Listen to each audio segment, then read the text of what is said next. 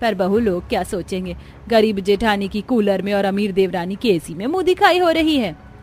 माँ जी अब देवरानी जी कह रही हैं तो कर दीजिए ना, अच्छा लगेगा, बेचारी बाहर जाएगी और बेहोश हो जाएगी। शांति नहीं चाहती थी कि उसकी कोई भी बहू बीमार पड़े, इसलिए वो इस बात के लिए मान जाती है। अब कुछ देर में हॉल से कविता की मुंह दिखाई की रस्म शुरू होती है तो एक औरत घूंघट उठाती है।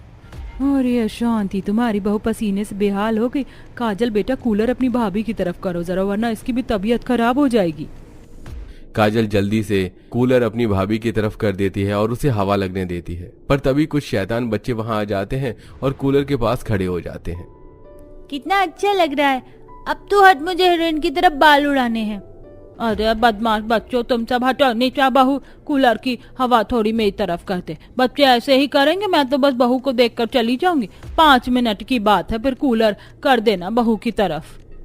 इस तरह बेचारी कविता घूंघट में गर्मी से परेशान हो रही होती है तो वहीं घर आए मेहमान कूलर अपनी तरफ करते हैं तो कभी उससे बच्चे खेलते हैं।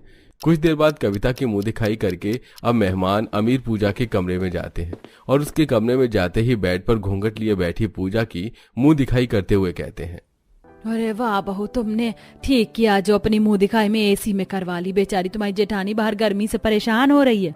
अब एक बार मुझे भी तो देखने दो शांति की अमीर बहू कैसी है। वैसे कमरा तो बहुत ठंडा है, दिल ही नहीं कर रहा जाने का। और बहू तुम भी बहुत सुंदर हो, लो अपना नेग। कैसे लोग हैं, इसी देखकर मेरे कमरे में ही बैठ गए। ये नहीं कि जल्दी से यहाँ से जाएं, अगर ऐसे भीड़ जमा करके बैठ जाएंगे तो एसी भी काम नहीं करेगा। इस तरह अब जो भी मेहमान अमीर पूजा के कमरे में जाते बस एसी के लालच में वहीं बैठ जाते और बातें करने लगते। कुछ ही देर में मुंह दिखाई की रस्म खत्म हो जाती है और सभी मेहमान अपने अपने घर चले जाते हैं और 2 दिन बाद सब लिविंग हॉल में बैठकर चाय पी रहे थे।